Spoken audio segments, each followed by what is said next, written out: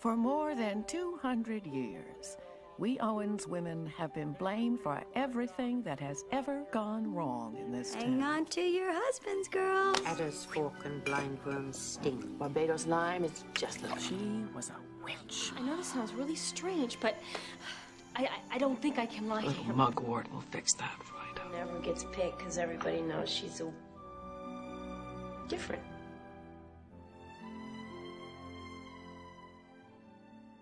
Hey everyone, welcome to the Broom Closet. This is Seka here. This video is going to be about how Practical Magic, the movie, and the book helped shape my life. Before you flip to another channel mumbling to yourself about how much of a nerd I am for obsessing over this movie, I want to share with you what I'm going to cover over this time lapse. I wanted to tell you what I've gained from the story and a few parallels that I've noticed throughout my life that coincide with the story of Practical Magic, what I love most about the movie and book. I will be doing another video in the future comparing the book to the movie and their blinding differences. If any of you have read it, you know that there are quite a few changes that Griffin Dunn made. He's the director. Most of them were for the best, but it feels like a slightly different story. So stay tuned for that upcoming video. You may be inspired to run out and pick up your own copy of Alice Hoffman's Practical Magic. If you haven't seen the movie yet, it features Nicole Kidman, Sandra Bullock, Diane Wiest, and Stockard Channing, and a very young Evan Rachel Wood. And it's about two sisters who come from a long maternal line of witches, and it's a feel-good 90s movie about love and loss and kind of really owning who you are. The first time I saw this movie, it was like 1999, and I was probably 12 or 13. And my best friend at the time, I'm going to make it really confusing and call her Sally for her own privacy, showed it to me, and it really changed my life ever since. That year we probably watched it at least twice a month and got really into supernatural and witchcraft. So I went to my local bookstore the following year, and then I bought a copy when I found out in the DVD special features that it had originally been a novel by Alice Hoffman. And from then on, I read the book 1 to 2 times a year for the last 18 years. Yeah, I know it's a lot, but whenever I feel summer coming, I pick it up and I start just about at any random page just because I've read it so many times, and then I'll pick it up again in the fall. And these are two different feelings I get with the book versus the movie that I'll talk about in the later video. I think what stuck with me so ferociously was that they were magic no matter what they did to try to shy away from it or hide it. They were so human and relatable, and it wasn't hard to feel like you were part of the Owens family. They made massive mistakes. They were awkward, and they had grand dreams, and they endured losses. They were all of us. They were like us in our everyday, and that really struck home with me. I never had a sister except through this best friend, and together we were magic. We made shit happen, and it got to a really, really kind of scary level of magic. And because Sally and I were singled out and bullied throughout school, the idea of a power we created and controlled was like this life preserver. And we fought our way through those terrible years, roughly 5th through 8th grade. Then what happened? What happened after? Well, I went to high school, and she had to endure 8th grade alone. We were 6 months apart. And we lived 7 miles away from each other, and damned if I wasn't going to spend every single weekend at her house. Sorry, Sally's mom and dad, thanks for the pancakes and popcorn. Since the movie, we'd always written to each other as Jillian and Sally. That's how we would sign our names. She had dubbed me Jilly because I was really boy crazy at the time. I smoked, I drank, I got tattoos, and I wanted nothing more than to leave this town we grew up in. Equally, she had the dark, brooding, moon aspect that Sally had. My Sally was a Scorpio, and she felt it all. But Sally was quiet and shy and annoyingly smart at times, and really saved my ass quite a bit. Like the time I called her sobbing from a travel lodge asking if she could pick me up after my crazy ex threatened me enough that I took off walking in the direction of home for like an hour. Yeah, that's a true story. That Bible thumper now has a wife and 2 kids, and that wasn't even like the first of many parallel practical magic isms that happened in my life. Some earlier similarities was knowing when Sally was gonna call. Like, mind you, this was before caller ID was even in our house. Like, our phone was still attached to a cord on the wall, never mind like cell phones. I remember one time in particular, I was rollerblading outside in the driveway, and I heard the house phone ring inside, and I was so panicked, and I tried rushing to get the phone that I fell and scraped my knee. And I answered with, "What's wrong?" And just like, what? Who answers the phone that way? Probably because you've watched Practical Magic too many times, and that's just a natural occurrence. But it was Sally, and she was in tears. Another little similarity was like after graduation from high school, I had a boyfriend who tragically and like quickly passed away. Granted, this doesn't compete with losing a spouse. And then I was haunted by this particular boyfriend, and it was at first like a fun kind of haunting, but then it turned completely terrifying really quickly. Also keep in mind that after high school, I was really too busy watching The Notebook and like daydreaming about this like guy that I didn't notice any of the similarities between practical magic in my life at the time. So in 2012, I got married and I like ran off to the West Coast, and then 2015, I got divorced and I stayed there, and there was no way I was going back to Pennsylvania. So it's things like that. I understood the Jillian reference, but was it a coincidence, or was I consciously trying to follow in this character's footsteps? I really couldn't say. Nowadays, since Sally and I live across the country from each other, it's more things like I was thinking or doing something in particular, and she had just watched or read something about that particular thing. Or I asked her about a book, and she had just bought that book. Or if she talked about a scenario that happened, that scenario happened in my dream the night before. So it's stuff like that now. Oh, I forgot to mention, I have a great aunt Blanche who was still alive when I was growing up, and she practiced palm reading and tarot cards that she learned from her mother. So that's another little connection that it runs in the family. So to recap, I was bullied at a young age. We were singled out. I played alone a lot of the time. I have 2 brothers, so like we were either fighting, hurting each other, or I played alone.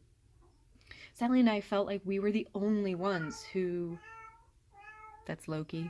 So this feeling that we were the only ones who like get each other and can say so much without saying anything. I had a loved one who passed away and then was haunted by them. Granted, I was not possessed by them, thank goodness. I moved out west. I got divorced. I'm constantly missing my sister who lives back east. I never want to move back home to where I grew up. I mean, I practice the craft to the best of my ability, but like I'm not great at it. I'm still in the broom closet with like a lot of my family members. And I want to say it's a collection of these unconscious gifts that made a potentially dull, painful life somehow feel less lonely and less strange and full of magic. I think if I hadn't had a story like Practical Magic to reassure me that being normal is overrated, I'd be quite a different person. Which leads me to discuss what in my life I have gained from this story. I think I've been blessed with this scary relationship with Sally growing up the last 22 plus years together. We've gotten to know boundaries like with each other and tough love and how to love unconditionally, which I don't think I could have learned with my actual sibling. Practical Magic was my first introduction into any witchcraft or paganism, and for that I'm eternally grateful. I had only ever been exposed to like the Halloween stereotype or Disney's Maleficent or Ursula, which were always portrayed negatively. It depicted magic as an everyday occurrence, which I thought was mind-blowing. It was all around us and created and fueled by us. So it taught me to notice signs and trust my instincts, and that love doesn't always show up on the back of a white horse to save you. I like to think I got like 40% of Jillian and like 60% of Sally, whereas growing up, I thought I was mostly Jillian, of course. They're always a part of my pop pantheon, where I can revel in Jillian's like gypsy spirit and wanting to see the world and falling for bad boys and pulling from her alluring confidence. But truthfully, inside, I'm Sally. I'm usually really quiet and I'm extremely awkward, and I dress really conservatively. I don't necessarily want to blend in or come off as normal, but as a Gemini sun and Aquarius moon, I'm a people pleaser and I try to smooth ruffled feathers and I hate confrontation, so typically I'm trying to fly under the radar. My life mantra is, all thanks to Aunt Frances, that being normal is not necessarily a virtue. It rather denotes a lack of courage. And I know it's a constant struggle for a lot of us to be our own selves and not chameleon or shift into different characters depending on who are around. It's a natural thing, but it's really covering up and smothering who we really are. So having that mantra all the time is to do what I will and harm none. Practical magic has pushed me farther than just a passion for creativity that's carried beyond pencil and paper and paint. And I can say that I'm a serial hobbyist. Like, I want to know how to do it all, just like the aunts seem to know how to do. Here are some of the main things that I love about practical magic. I think we can all agree the house is spectacular. I've always considered it my house. Someday I'm going to have this house. I'm going to win the lottery and I'm going to build this house. And it's actually an exterior shell built on platforms for this particular movie. And they had to build it on these platforms because it was on top of some kind of Indian burial ground. However, the interior of the kitchen and greenhouse and some other sections were dressed and added so they could capture the beautiful exterior views from the inside, like the ocean and the cliffs. I've drawn this house so many times, from the exterior structure to the interior floor plans. I just walk through it in my mind's eye sometimes when I'm trying to fall asleep, and it's just kind of like a labyrinth, calming me down. I probably built it like a dozen times in the Sims games. And now that my husband and I are house hunting, all the contenders on our list have some sort of Victorian character. There was just so much love and detail put into that set design. The spaces look really comfy, cozy, and lived in. Definitely owned by a matriarchal family. Another one is the soundtrack. 90s Stevie Nicks, people. The White Witch herself lending her voice, her ethereal voice, to this awesome soundtrack. And you can find it on Spotify, YouTube. It's available for download just about anywhere. And I suggest you find YouTube the video of Sheryl Crow and Stevie Nicks performing together. Stevie is just like peeking in the house's windows and twirling around the practical magic set, and she's singing If You Ever Did Believe. Another is the setting and the location. There's just something about New England and how incredibly old it is and all the shit that went down there.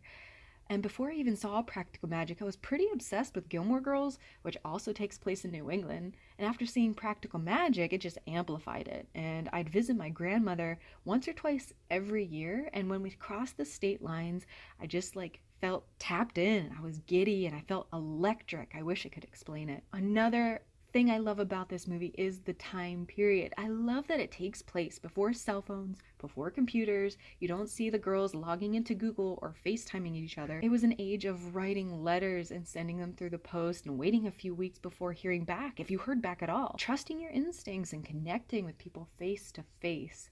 The Owens phone was literally still attached to the wall with a cord, like I said my family's was. And finally, one of the biggest things is the aunts. I have to say the aunts are the best. And I had a realization recently, very recently, that my ambition now in life is to be like these women, because they know how to hobby like nobody's business.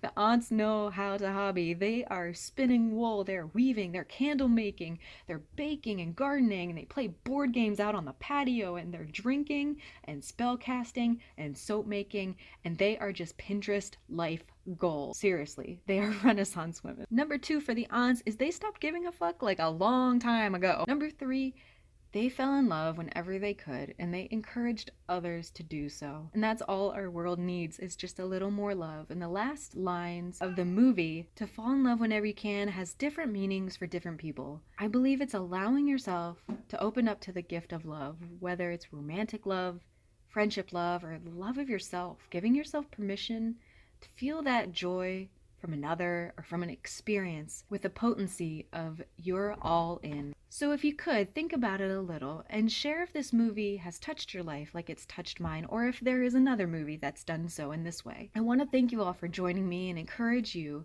to be all in. Keep rosemary by your garden gate, plant lavender for luck, and fall in love whenever you can.